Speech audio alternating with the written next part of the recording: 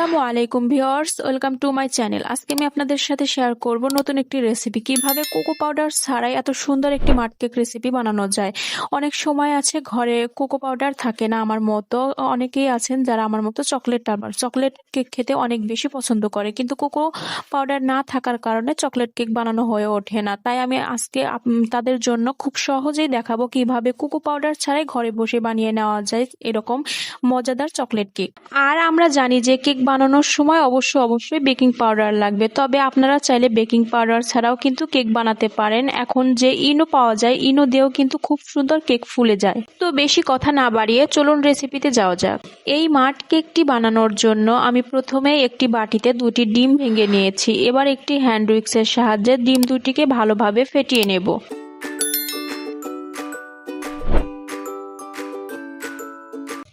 এখন আমি দিয়ে দিলাম হাফ কাপ পরিমাণ বিস্কুটের গুঁড়ো। এখানে আমি কোকোলা চকলেট বিস্কুটটাকে ব্লেন্ডার করে গুঁড়ো করে ব্যবহার করেছি। এবার একটি হ্যান্ড উইক্সের সাহায্যে ভালোভাবে ডিমের সাথে মিশিয়ে নেব। বিস্কুটের গুঁড়ো ভালোভাবে মিশিয়ে নিয়ে আমি এখানে দিয়ে দিয়েছি 1/3 কাপ পরিমাণ গুঁড়ো দুধ। গুঁড়ো দুধটাকে চাইলে স্কিপ করতে পারেন, তবে গুঁড়ো দুধটা দিলে টেস্ট ভালো আসে। গুঁড়ো দুধ দেওয়ার পরে এখানে আমি দিয়েছি 1/3 কাপ পরিমাণ ফুটন্ত গরম পানি। আপনারা চাইলে গরম পানির পরিবর্তে দুধটাকে জাল করে ব্যবহার করতে পারেন। ব্যাটারটা একটু ঘন মনে হয়, আমি এর মধ্যে আবারও পানি অ্যাড করে দিলাম। আমি এখানে আবারও 1/4 কাপের একটু কম পানি ব্যবহার করেছি।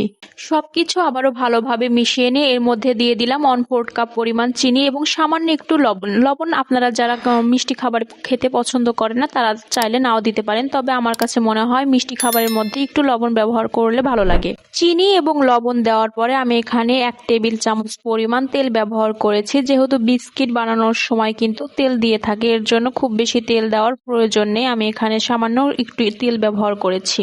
চিনি এবং তেল দেওয়ার পরে আমার কাছে ব্যাটারটা একটু বেশি পাতলা মনে হচ্ছিল, এর জন্য আমি আবারও দিয়ে দিয়েছি বিস্কুটের গুঁড়ো। মনে রাখতে হবে চিনি দেওয়ার পরে কিন্তু একটু বেশি সময় দিয়ে হ্যান্ড উইক্স দিয়ে ঘোরাতে হবে যেন চিনিটা পরিপূর্ণভাবে গলে যায়। বিস্কুটের পাউডারটা দেওয়ার পরে ভালোভাবে মিশিয়ে নেওয়ার পরে আমি এখানে ব্যবহার করেছি 1.5 চা চামচ পরিমাণ বেকিং পাউডার। যদি বেকিং সোডা ব্যবহার করেন তাহলে একটু কম ব্যবহার করবেন, আর যদি ইনো ব্যবহার করেন তাহলে 1.5 থেকে 1 প্যাকেট পরিমাণ ইনো ব্যবহার করবেন।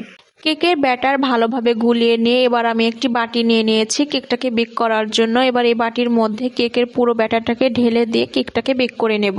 বাটিটাকে একটু উপর থেকে ড্যাব ড্যাব করে নিচ্ছি যেন ভেতরে বাবলস থাকলে সেগুলো বের হয়ে যায়। কেকটাকে বেক করার জন্য আমি নিয়ে নিয়েছি একটি প্রেসার কুকার। প্রেসার কুকারের উপরে আমি লবণ দিয়ে দিলাম।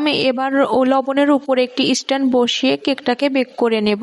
কেকের বাটিটাকে স্ট্যান্ডের উপরে বসে একটি কাঁচের ঢাকনা দিয়ে ঢেকে দিচ্ছি। আর এটা হচ্ছে 20 মিনিট পরের অবস্থা। 20 মিনিট পরে আমি ফিরে এসে ভিডিও করছি।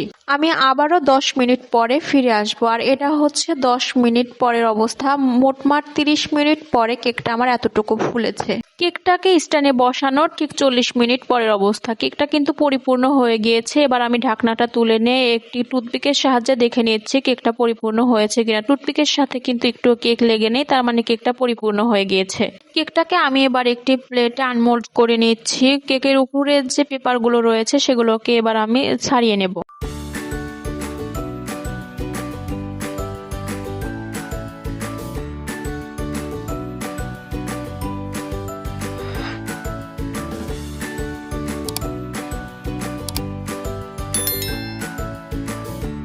কেকটা কিন্তু ভীষণ সফট হয়েছে, আপনারা দেখতেই পাচ্ছেন। এবার আমি কেকটাকে একটু ডেকোরেশন করে নেব। যেহেতু আমি কোনো প্রফেশনাল বেকার নই, তার জন্য আমার কাছে প্রফেশনাল কোনো কিছু নেই।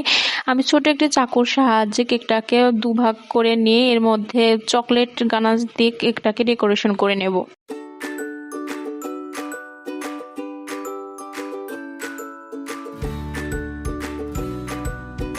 প্রথমে আমার কাছে চকলেট গানাশটা একটু ভারী মনে হয়, এর মধ্যে আমি একটু পানি অ্যাড করে দিয়েছি, কিন্তু যেটা আমার ছিল সব থেকে ভুল, পানিটা দেওয়ার কারণে চকলেট গানাশটা একদম পাতলা হয়ে গিয়েছে।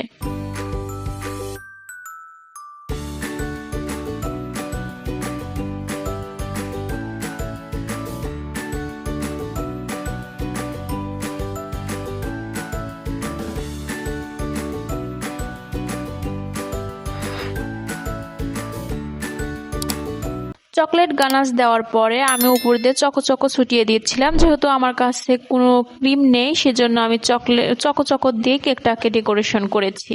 সত্যি বলতে কেকটা খেতে এত মজা হয়েছিল যে যেটা কেউ এভাবে বানিয়ে না খাওয়ার আগ পর্যন্ত বুঝতে পারবে না। আমি যদি বলি সবাই ভাববে যে আসলে আমি নিজে বানিয়েছি, তার জন্য আমি নিজের কথা নিজেই বলছি, কিন্তু সত্যি বলতে কেকটা ভীষণ মজার হয়েছিল। অবশ্যই একবার ট্রাই করে দেখবেন, আর কারা কারা ট্রাই করেছেন অবশ্যই কমেন্ট করে জানাবেন। আজকের মতো ভিডিও এখানেই শেষ করছি। আমার ভিডিওটি যদি ভালো লেগে থাকে তাহলে আমার ভিডিওতে একটি লাইক দিয়ে আমার চ্যানেলটিকে সাবস্ক্রাইব করে দিয়ে যাবেন, এবং পরবর্তীতে আপনারা কি ধরনের ভিডিও চাচ্ছেন অবশ্যই কমেন্ট করে জানাবেন।